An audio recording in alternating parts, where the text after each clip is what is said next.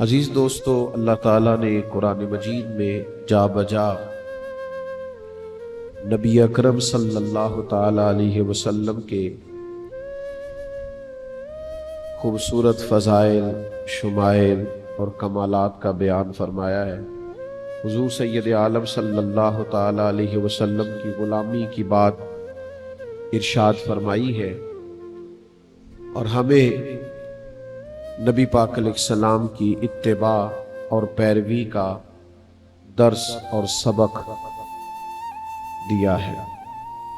جو آیہ کریمہ میں نے آج قرآن مجید سے تلاوت کی ہے، اس میں بھی اللہ تعالیٰ نے فرمایا اِنَّا أَرْسَلْنَاكَ شَاهِدًا وَمُبَشِّرًا وَنَذِيرًا، اے محبوب علیہ السلام، بے شک ہم نے آپ کو گواہ بنا کے بھیجا ہے، خوشخبری دینے والا بنا کے بھیجا ہے اور ڈر سنانے والا بنا کے بھیجا ہے۔ یہ شانیں آپ کو دی ہے لِتُؤْمِنُوا بِاللَّهِ وَرَسُولِهِ، تاکہ لوگ اللہ پر بھی ایمان لائیں اور اللہ کے رسول پر بھی ایمان لائیں۔ وَتُوَزِّرُوهُ وَتُوَقِّرُوهُ، اور پھر لوگ نبی پاک کی تعظیم بھی کریں اور حضور کی توقیر بھی کریں۔ وَتُسَبِّحُوهُ بُكْرَةً وَأَصِيلًا، پھر صبح و شام اللہ کی پاکی بیان کریں۔ تو اللہ تعالیٰ نے حضور کو عظمتوں، شانوں، بلندیوں اور رفعتوں کے ساتھ بھیجا تاکہ لوگ حضور علیہ السلام پر ایمان بھی لائیں اور نبی پاک علیہ السلام کی تعظیم اور توقیر بھی کریں۔ حضور سید عالم علیہ السلام کی تعظیم، توقیر، آپ کے لیے اپنے دل کے اندر سب سے بڑھ کر اکرام اور احترام کا جذبہ رکھنا، یہ مسلمان کی شان بھی ہے اور اس کا مومنانہ وصف بھی ہے۔ لیکن حضور سید عالم صلی اللہ تعالی علیہ وسلم کے ساتھ کیے ہوئے وعدوں کو وفا کرنا، یہ بھی حضور کی تعظیم ہے، یہ بھی نبی پاک کی توقیر ہے۔ ہم بہت سارے رشتے نبھاتے ہیں زندگی میں، ایسے سعادت مند نیک بخت بیٹے اور بیٹیاں ہم نے دیکھے ہیں جو اپنے ماں باپ کا رشتہ نبھاتے ہیں، ہمیشہ ان کی خدمت کرتے ہیں، اپنی زندگی پر بعض چیزوں کو وہ لاگو کرتے ہیں، ڈبل ڈیوٹیاں کرتے ہیں، لیکن اپنے والدین کی خدمت کرتے ہیں۔ ایسے بھی ہم نے لوگ دیکھے کہ جن کے حصے میں اگر بہن بھائیوں کی خدمت آئی تو انہوں نے بڑی مشقت کی زندگی اور بڑی جد و جہد کے ساتھ اپنے بہن بھائیوں کے حقوق ادا کرنے کی کوشش کی۔ میں نے دیکھا ہے باپ بوڑھا ہو جاتا ہے، کمزوری آ گئی، بیماری آ گئی، تکلیف بڑی بڑھ گئی، اور اس سے اگر کہا جاتا ہے کہ فلاں جگہ پہ فلاں کام کر لیا جائے تو وہ کہتا ہے نہیں، پہلے میں نے بچوں کی شادی کر دی۔ وہ اس رشتے کو نبھانا چاہتا ہے، اس تعلق کو مضبوط کرنا چاہتا ہے۔ تعلقات نبھ جائیں نا بندے سے صحیح کر کے تو یہ بھی بڑی بات ہوتی ہے۔ رشتے صحیح طریقے سے وہ نبھا جائے زندگی میں تو وہ اپنے آپ کو کامیاب سمجھتا ہے۔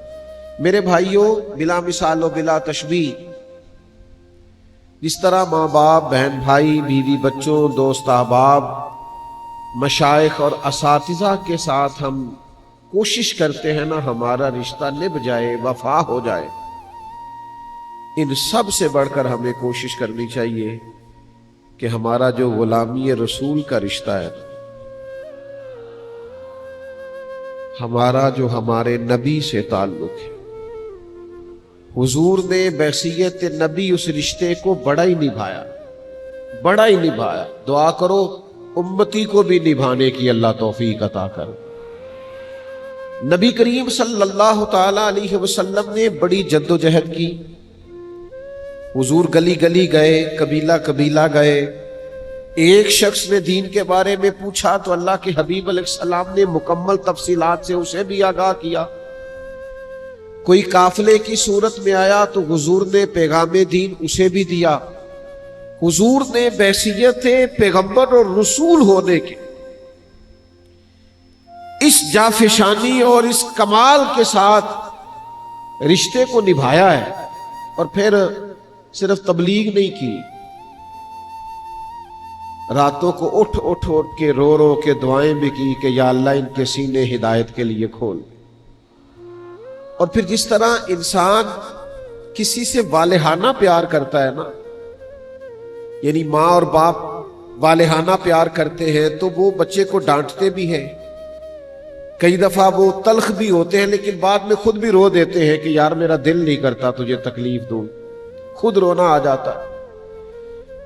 بلا مثال و بلا تشبیہ نبی پاک علیہ السلام دن میں تبلیغ کرتے اور رات کو اللہ کے حضور روتے کہ اللہ مہربانی فرما، اور کبھی امت دعوت کی طرف سے حضور کو تکلیف پہنچتی، پتھر مارے جاتے، اذیت دی جاتی، اس وقت بھی رسول کریم کے لمحہ مبارکہ پر دعا یہ ہوتی کہ اللہ انہیں پتہ نہیں ہے یہ کیا کر رہے ہیں، تو انہیں ہدایت عطا فرما۔ جب اللہ کے حبیب علیہ السلام حجت الوداع کے موقع پر تشریف لے گئے تو 1,44,000 کے مجمع کے سامنے کھڑے ہو کے کریم نے فرمایا کیا تم گواہی دیتے ہو کہ میں نے تم تک اللہ کا دین پہنچا دیا؟ تم گواہی دیتے ہو؟ سب لوگوں نے کہا یا رسول اللہ ہم گواہی دیتے ہیں، آپ نے پورا دین پیغام قرآن ہمیں سنا دیا۔ تو یاد رکھیے گا نبی پاک علیہ السلام نے نبی ہونے کا حق پورا ادا کیا۔ اب نہ ہمارے ذمے ہے کہ ہم غلام ہونے کا حق کیسے ادا کریں۔ جس طرح ہمیں یہ احساس ستاتا ہے نا کہ میرے بچوں کا مستقبل کہیں تاریک نہ ہو جائے، میں باپ اچھا ثابت ہو جاؤں، میں بیٹا اچھا ثابت ہو جاؤں، میں بھائی اچھا ثابت ہو جاؤں، میں دوستوں کے اندر دوست اچھا ثابت ہو جاؤں، اسی طرح اس احساس کو بھی ہمیں دامن گیر رکھنا چاہیے کہ میں ایک اچھا غلام ثابت ہو جاؤں، میں نبی پاک علیہ السلام کا اچھا امتی ثابت ہوں، میں اس رشتے کو وفاداری کے ساتھ نبھا جاؤں، اس کا بھی ہمیں احساس کرنا چاہیے۔ یہ جو علماء، مشائخ، بزرگ، مبلغین، یہ جو صبح و شام نکلتے ہیں اور دین کا پیغام دیتے ہیں اور بڑی جد و جہد کرتے ہیں، عمریں گزر جاتی ہے، حضور علیہ السلام کا دین پھیلاتے، دین پڑھاتے، دینی اداروں کا قیام کرتے، دین کی نئی جہتوں پر دین کا کام کرتے، تو اصل میں یہ چاہتے یہ ہے کہ ہم اس غلامی کا رشتہ نبھائیں، ہم بھی کچھ خدمت دین کے لیے پیش کریں، ہم بھی بحیثیت غلام اپنی ڈیوٹی کریں۔ اور پھر ایک اور بات بھی، ویسے بھی عجیب بات ہے نا، ایک بندہ کہے میں جناب آپ کا ملازم ہوں، میں آپ کا خادم ہوں، اور خدمت کرے نا، تو آپ کہیں گے بھائی یہ زبانی کلامی دعویٰ تو اپنے پاس رکھ، میرا خادم تو وہ ہے جو ہر وقت میرے پاس ہوتا ہے، مجھے جب کام بتانا ہو، جب کوئی بات کہنی ہو، جب کوئی چیز چاہیے ہو دوڑ کے لا کے دیتا ہے، تو کیسا خادم ہے؟ دعوے کیے جاتا ہے توجہ تیری ہے نہیں۔ ہم تو ہر روز دعویٰ کرتے ہیں نا ہم نبی پاک کے غلام ہیں، تو غلامی کے کچھ اثرات بھی تو نظر آنے چاہیے نا، اس کا کوئی رنگ بھی چھلکنا چاہیے۔ نبی پاک صلی اللہ تعالی علیہ وسلم نے جس دین کے لیے اتنی جد و جہد کی، حضور کے آل و اصحاب نے جس کے لیے قربانیاں دی، ہم اس دین کے لیے کیا خدمات پیش کر رہے ہیں؟ ذرا ٹھنڈے دل سے سوچئے گا اور سمجھیے گا کہ دین پر جو مشکلات آتی ہے اور دین کے مخالفین نئے جو فتنے کھڑے کرتے اور معاذ اللہ لوگوں کے دلوں میں دین کے بارے میں جو نئے شکوک و شبہات پیدا کرتے ہیں، یہ ملحدین، یہ سیکولر، ہم حضور کے غلام ہیں، ہماری ذمہ داری تھی کہ ہم ان سارے فتنوں کے سامنے پل باندھتے، ہم اپنی خدمات پیش کرتے، ہم نئی جہتوں سے لوگوں کو دین سے آگاہ کرتے، آنے والی نسل کے دلوں میں دین پہنچانے کے لیے جد و جہد کرتے۔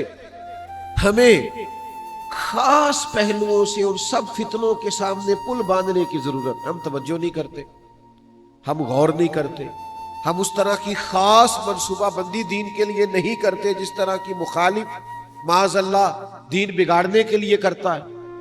تو اس خاص زاویہ نگاہ سے ہمیں اپنی غلامی کا رشتہ پیش کرنا چاہیے۔ ایک صحابی تھے حضرت سعد بن ربیع رضی اللہ تعالیٰ، وہ میدان احد میں شہید ہو رہے تھے، اور مرتبہ شہادت پر فائز ہو رہے تھے اور ان کی سانسیں آخری چل رہی تھی بلکہ اکھڑ رہی تھی، تو قریب جو صحابہ کھڑے تھے نا، ان صحابہ کو مخاطب کر کے اس شہید ہونے والے صحابی نے ایک پیغام دیا۔ انہوں نے کہا جا کے نا حضور کے غلاموں کو میرا یہ پیغام دے دینا کہ تم میں سے اگر ایک بھی موجود ہوا اور پھر کفار نبی کریم علیہ السلام تک پہنچ گئے تو یاد رکھنا اللہ کی بارگاہ میں تمہارا کوئی عذر قابل قبول نہیں ہوگا۔ تم موجود تھے اور لوگ پہنچ گئے، ہم موجود ہیں اور دین کے ڈاکو پہنچ جائے، ہم موجود ہیں اور ملحدین فتنہ گری کر کے چلے جائیں، سیکولر ہمارے نوجوانوں کو بگاڑ کے چلے جائیں۔ یہ باتیں کرنا آسان ہے کہ نئی نسل کو فلاں نے سازش کر کے بگاڑ دیا۔ لوگ سازش کرتے رہے تو پہرے دار کہاں تھے؟ بیٹا بگڑ گیا تو باپ کہاں تھا؟ شاگرد بگڑ گئے تو سوال یہ ہے کہ استاد صاحب کہاں تھے؟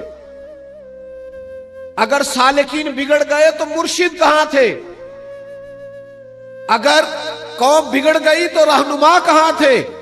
نہ ادھر ادھر کی تو بات کر، یہ بتا کہ قافلہ کیوں لٹا، مجھے رہزنوں سے غرض نہیں، تیری رہبری کا سوال ہے۔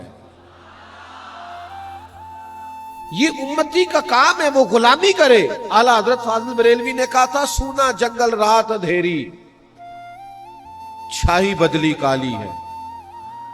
یہ حالات دیکھیں اعلیٰ حضرت کیسے بیان کرتے، کہتے ہیں حالات کچھ ایسے، دین کا کام کرنے والوں، دین کی بات کرنے والوں، دین کا پیغام دینے والوں، اس وقت حالات ایسے ہیں کہ ایک تو سونا جنگل، اوپر سے رات اندھیری، اور تیسرا بدلی بھی کالی چھائی۔ ایک تو حالات یہ ہے، اور اس سے بڑی بات یہ ہے کہ جن کو تم نے پہرے دار رکھا ہے وہ پہرے دار نہیں، وہ ڈاکو ہے۔ یعنی ایک مسائل موسمی خراب ہے، اوپر سے جن کو تم پہرے دار اور چوکی دار سمجھ رہے ہو وہ ڈاکو ہیں۔ ان حالات میں تمہیں دین کا پیغام دینا ہے اور خدمت کی ڈیوٹی کرنی ہے۔ فرماتے ہیں سونا جنگل رات اندھیری، چھائی بدلی کالی ہے، او سونے والوں جاگتے رہنا چوروں کی رکھوالی ہے۔ بیدار ہونے کی ضرورت۔ اچھا میں آپ کی خدمت میں عرض کروں، ہر کام لوگ نئی توانائی سے کریں گے، نئی فکر سے کریں گے، نئی ٹیکنالوجی سے کریں گے، جدت سے کریں گے، چیزوں کو سیکھیں گے، لیکن اپنے بچوں کو دین پڑھانے کے لیے، سمجھانے کے لیے، حضور کا غلام بنانے کے لیے وہ نئے سے نئے منصوبے نہیں بنائیں گے، ان کو سمجھائیں گے نہیں، بتائیں گے نہیں کہ کتاب و سنت ہماری عملی زندگی میں کیسے نافذ ہو سکتا ہے۔ یہ جو ہمارا شعوری بگاڑ ہے، یہ جو فکری انتشار ہے، یہ جو اس وقت ہر طرف وسوسوں کا غلبہ ہے، ہمارا دین ہمیں کس طرح اس سے بچاتا ہے؟ ہمیں بہت زیادہ بیدار رہنے کی ضرورت ہے۔ ہم نے حضور سے غلامی کا رشتہ نبھانا ہے۔ ہم نے اس دین کے لیے جس کے بارے میں نبی پاک علیہ السلام نے تاکید فرمائی کہ ایک آیت بھی تمہیں ملے تو آگے پہنچانی ہے، ہم نے وہ ڈیوٹی ذمہ داری سے کرنی ہے، سمجھدار ہو کے کرنی، دانا ہو کے کرنی ہے، مدبر ہو کے کرنی، حکمت کے ساتھ آگے بڑھنا ہے۔ اس کے لیے کبھی کبھی مشکل فیصلے بھی کرنے ہوں گے، لیکن پھر حالات کی دقت کو نہیں دیکھا جائے گا، حضور کی غلامی کو دیکھا جائے گا۔ پھر ماحول کی تلخی کو نہیں دیکھا جائے گا، نبی پاک کی رضا کو دیکھا جائے گا۔ اللہ کے حبیب علیہ السلام نے ایک لشکر روانہ کیا تھا، حضرت اسامہ بن زید رضی اللہ تعالیٰ عنہ کی قیادت میں۔ وہ لشکر ابھی تھوڑی دور ہی گیا تھا کہ اللہ کے حبیب علیہ السلام کا وصال ہوا۔ اب صحابہ اس بات پر جمع ہوئے اور جناب صدیق اکبر رضی اللہ تعالیٰ عنہ مسلمانوں کے خلیفہ مقرر ہوئے۔ اب حالات نے حضور کے وصال کے بعد ایک پلٹا کھایا۔ کچھ لوگ مرتد ہو گئے، کچھ زکوٰۃ کے انکاری ہو گئے، معروضی حالات میں انتشار پیدا ہو گیا۔ اب صحابہ کرام علیہم رضوان نے ایک رائے دی کہ ابھی یہ جو لشکر حضور نے روانہ کیا تھا نا، حالات کا تقاضا یہ ہے کہ اس لشکر کو بھی نہ بھیجا جائے، پہلے جو اندرونی اور معروضی معاملات ہیں ان کو دیکھ لیا جائے، پھر اس لشکر کو روانہ کریں گے۔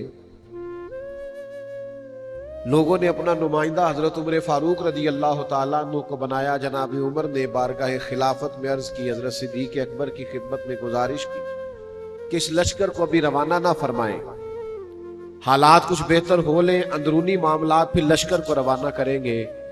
یہ ہے غلامی کا رشتہ۔ یہ وہ لوگ ہیں جو نبھاتے ہیں، جن کی خواہش ہوتی ہے کہ میں نے لگائی ہے، دعا کرو میری نبھ بھی جائے۔ حضرت ابوبکر صدیق رضی اللہ تعالیٰ عنہ نے جناب فاروق اعظم رضی اللہ تعالیٰ عنہ پر جلال فرمایا عمر تمہیں تمہاری ماں روئے، مجھے اس لشکر کو روکنے کا مشورہ دے رہے ہو جس سے روانہ مدینے والے محبوب نے فرمایا ہے۔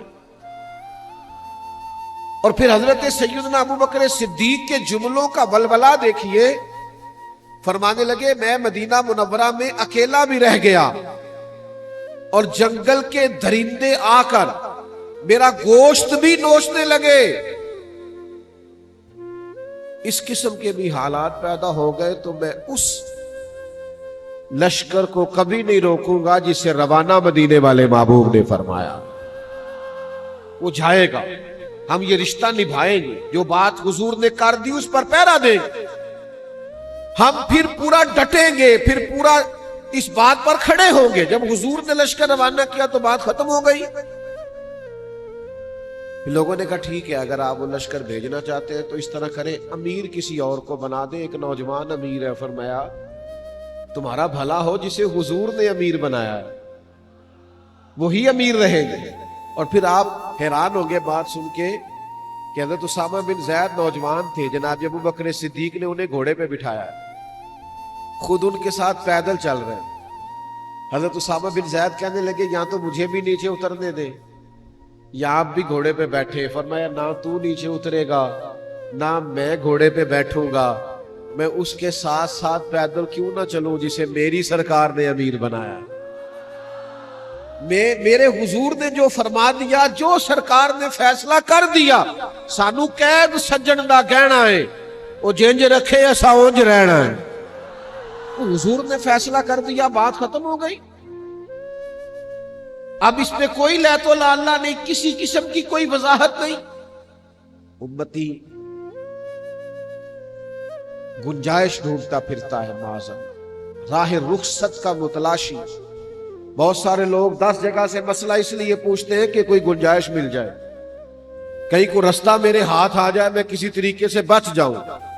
غلاموں کے یہ طریقے نہیں ہوتے۔ غلام نے غلامی کر دی، غلام نے سمجھ میں آئے تب بھی، نہ سمجھ میں آئے، آپ نے غلام رکھا ہو، آپ اسے کہیں جا 5 کلو چینی لے اور وہ آپ کو مشورہ دے 2 کلو منگائے تو آپ اس کا مشورہ مان لیں گے؟ آپ کہیں گے تو کام کر 5 کلو، وہ کہے جی کیا کر دیا، تو آپ کہیں گے میں تجھے بتانے کا پابند نہیں، تو ملازم ہے، تو ڈیوٹی کر۔ یہ عجیب غلام ہے، حکمتیں پوچھتے پھرتے ہیں، شریعت نے یہ کام کیوں ضروری قرار دیا، اس سے کیوں منع کیا؟ آپ غلام ہیں۔ غلام حکمتیں نہیں پوچھا کرتے۔ امام احمد بن حنبل غلام خرید کے لائے، فرمایا تیرا نام کیا ہے؟ کہا حضور غلاموں کا نام تو نہیں نہ ہوتا، آپ جس نام سے آواز دیں گے میں حاضر ہو جاؤں گا۔ فرمایا کھائے گا کیا؟ کہنے لگا حضور غلاموں کے نخرے تو نہیں نہ ہوتے، ہم غلام جو ہوئے، غلام تو غلامی کرتے، نخرے تھوڑے کرتے۔ آپ نے فرمایا کمرہ پسند کر لے، کہنے لگا حضور اشارہ کر دینا میں لیٹ جاؤں گا۔ امام صاحب کو وجد ہو گیا، فرمایا سینے سے لگ یار، تو غلام تو نہیں، جا تو آزاد ہے، تو آقا بننے کے قابل ہے۔ راتی جاگے تے شیخ صداوے، راتی جاگ دے کتے، مالک دا درمول نہ چھڑ دے، پاویں مارو 100 جتے، ایک لقمے دا قدر پچھانن، پاویں مالک ہوون ستے۔ رکھا سکھا کھا، رکھا سکھا کھا، دنے جا رکھاں وچ ستے، تیتھوں اتے، اٹھ بلیا چل یار منا لے نہیں تے بازی لے گئے نہیں کتے. آ جا ورنہ غلامی کا انداز وہ دیکھے کہاں پہنچ گئے. میرے عزیز چیزوں کو سمجھیں, غلامی کو نبھائیں.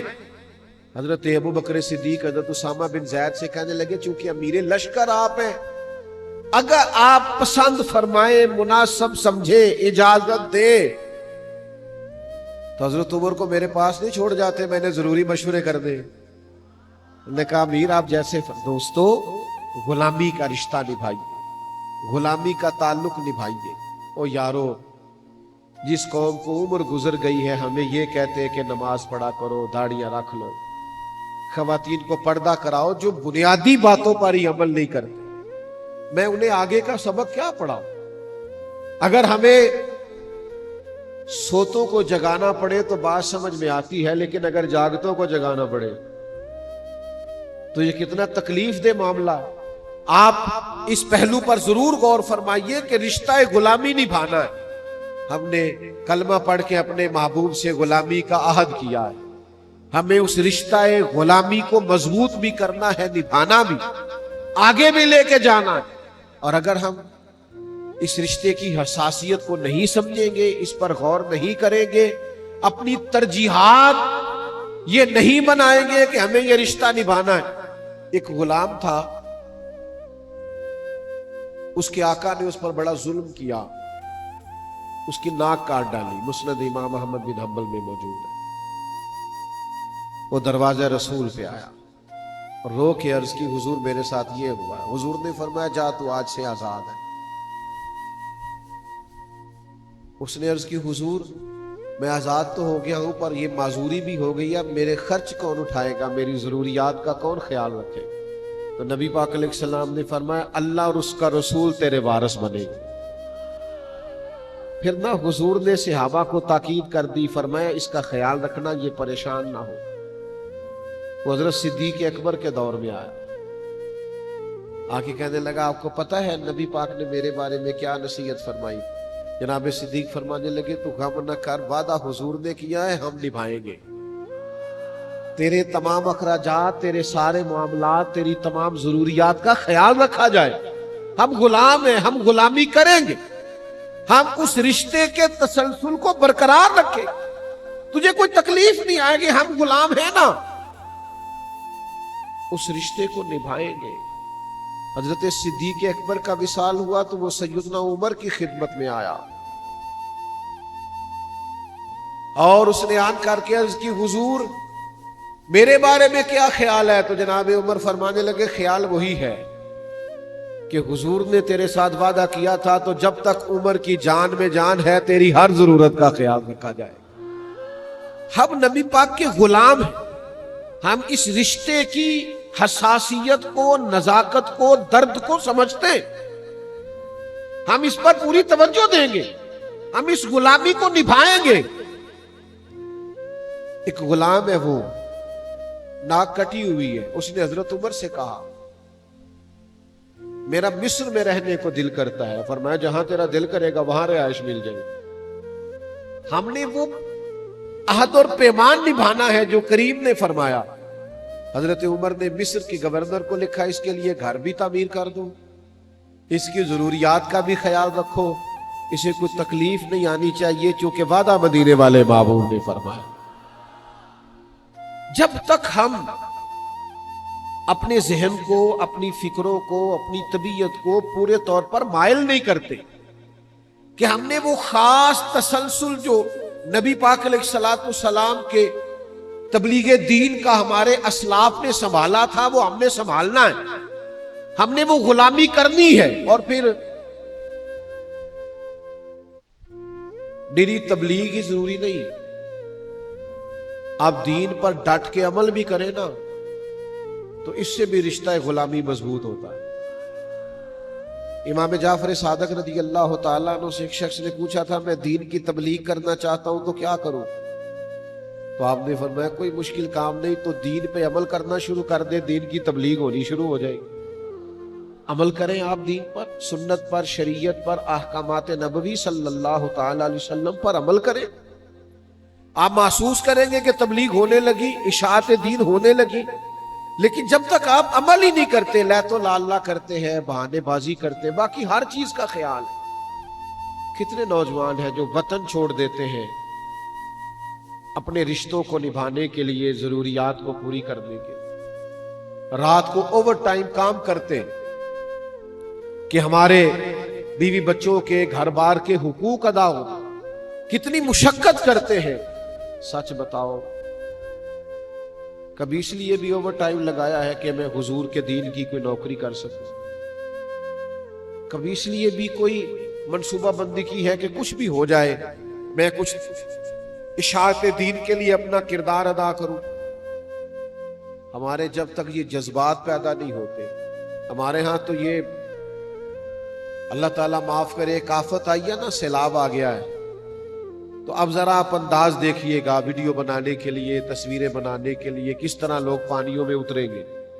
وہ خدا کے بندے، آپ فوٹو نہ بنائیں، آپ پیچھے رہ کے مدد کریں سیلاب والوں۔ آپ کو صرف سوسائٹی میں دکھانا ہے، بعض سیاستدان یہ والا کام بھی کریں گے، لیکن آپ بجائے اس کے کہ سیلاب کا جائزہ لیں، آپ ایک رات وہاں کیوں نہیں گزارتے جہاں ماں نے اور باپ نے ساری رات سڑک پر بچوں کے ساتھ گزار دی؟ اور مجھے ایک صاحب کہنے لگے، میں نے کہا کہ آپ چلے پانی ہے نا تو اوپر والے پورشن پہ آرام کر لیں، تو وہ کہنے لگے میں اور میری بیوی رات بھر نہیں سو سکے، اور دن چڑھ گیا ہے تو پھر بھی نہیں نیند آ رہی۔ تو میں نے کہا بھی آپ سو جائیں، چلے نیچے کچھ پانی ہے نکل جائے گا۔ تو کہنے لگے پیر صاحب ایک سانپ تیرتا ہوا پانی میں دیکھ لیا، گھر میں چھوٹے چھوٹے بچے، تو اس ڈر سے نیند نہیں آ رہی کہ کہیں کوئی موذی جانور بچوں کو تکلیف نہ دے جائے۔ لیکن ہماری ترجیحات نہیں ہوتی، ہم اصولی بنیادوں پر نہیں چلتے۔ سٹیٹس کا دور ہے، سٹیٹس لگانا ہوتا ہے، موبائل کا دور ہے، کچھ نہ کچھ نئی فوٹو سوشل میڈیا چلانا ہوتا ہے، اسی میں سارے الجھ کے رہ گئے۔ خدا را اصل کی طرف آئیں، حقیقت پسند بنے، معاملہ فہم بنے، چیزوں کو ان کی اصل پر لے، بہترین منصوبہ بندی کرے۔ نبی پاک علیہ السلام سے ہمارا غلامی کا رشتہ ہے، ہم نے اس رشتے کو نبھانا ہے اور اس کو آخر تک نبھانا ہے، اس کو پورے زور شور سے نبھانا اور آخر دم تک حضور کے غلام بن کے جینا، خدمت پیش کرنی ہے، دین کے لیے ڈیوٹی کرنی ہے۔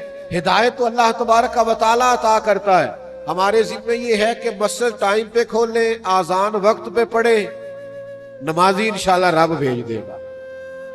لیکن کوئی ڈیوٹی تو کریں، کوئی کام تو کریں، کوئی خدمت تو کریں۔ کہیں کسی جگہ دیکھیں ایک آدمی کسی وجہ سے الجھ گیا ہے، اسے کسی ملحد نے، بے دین نے پریشان کر دیا، آپ اتنی نیکی کریں، اسے کسی عالم تک لے جائیں تاکہ اس کی تسلی ہو جائے، اتنی تو خیر کر دیں۔ آپ 20-50 لوگوں کے بیچ بیٹھ کر اگر کوئی دین کی ایک آدھ بات کر دیں گے تو آپ کو اندازہ نہیں ہے آپ کتنا کمال کریں۔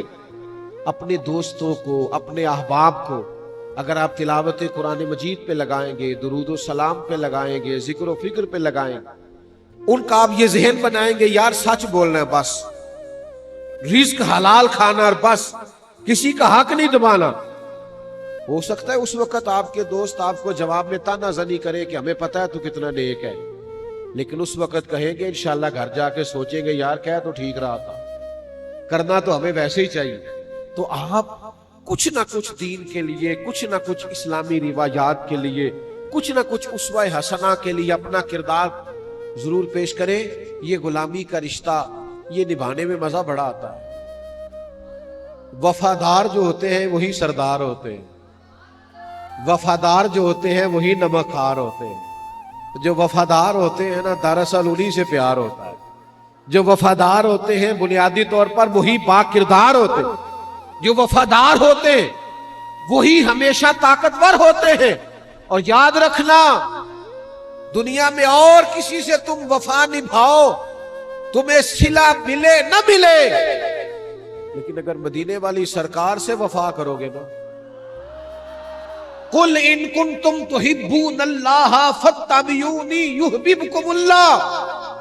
اللہ فرماتے ہیں حبیب ان سے فرما دیں اگر یہ رب سے پیار کرنا چاہتے ہیں تو آپ کی پیروی کریں، اللہ خود ان سے محبت فرمائے گا. نبی پاک کی غلامی کرو گے، رب کے پیارے ہو جاؤ گے، اجر ملے گا. حضور نے فرمایا قیامت کے قریب جب دجال آئے گا، یہ دیکھو صلہ کیسے دیتے ہیں حضور.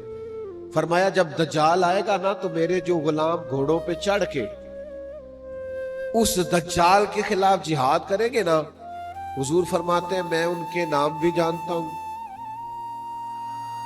ان کے باپوں کے نام بھی جانتا ہوں، ان کے قبیلے بھی جانتا ہوں، اور جن گھوڑوں پہ چڑھ کے وہ دجال کے خلاف لڑیں گے میں گھوڑے کے رنگوں کو بھی جانتا ہوں، ان گھوڑوں کے رنگوں کو بھی. آپ یار دیکھو نا، نبی پاک علیہ السلام نے صحابہ کے بیچ بیٹھ کے کہا بتاؤ کامل ایمان کس کا ہے؟ یا رسول اللہ فرشتوں کا. فرمایا فرشتے تو اللہ کے عرش کے گرد تسبیح پڑھتے. یا رسول اللہ پھر ہمارا؟ نبی پاک نے فرمایا تم نے تو معجزات دیکھے، مجھے دیکھا ہے. یا رسول اللہ پھر کس کا ایمان کامل ہے؟ تو حضور فرمانے لگے ان کا ایمان کامل ہے جنہوں نے مجھے دیکھا نہیں ہوگا اور ان کا دل کرے گا کبھی ایک بار زیارت ہو نا. لنگ کئی مہینے تے برس گئے تیری دید نو دیتے ہی ترس گئے.